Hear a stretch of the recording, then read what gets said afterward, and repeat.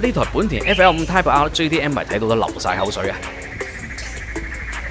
日本空氣套件品牌 Rotax 提供嘅碳纖維翼型到爆炸，唔係後視鏡欣賞個車尾咧，真係美滋滋。再嚟睇翻呢套由日本電台改建 Armor 機設計嘅 Carbon Fiber 空氣套件，配埋呢套 Race TE37經典到冇得再經典嘅6幅車齡，加埋4隻 PS4S 嘅軚，裏面仲有一套 Brembo 加小藍皮添，要樣有樣，要性能有性能，仲有呢個 Vigicala 嘅貼紙，咁底盤肯定塞咗套 Vigicala 嘅杯士啦。咁嚟到我哋呢度說明車主對避震可能有啲要求啊，咁車主保留咗電療系統啦，換上咗呢套 JS Racing 嘅短鑊，咁呢套短鑊輕輕開下都冇咩問題嘅，但係激烈啲嘅話咧，就會當食物炒菜咁炒啊。咁估計避震行程就唔多噶啦，拆開個錄一睇，哇，壓縮行程就所剩無幾，咁就要處理下呢個換沖膠啦，再嚟搞翻應力放之後咧，數據靚仔上路試車。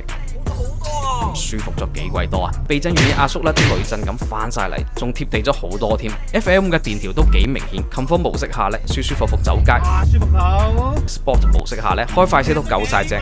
咁 Plus R 模式咧，個避震就好似繃緊咗啲肌肉咁，俾到你超級好嘅駕駛反應，側傾都控制得幾到位，開起身做到人車合一，再加埋調好咗之後嘅吸地感，而家呢台 FL5 好開到好似換咗台車咁。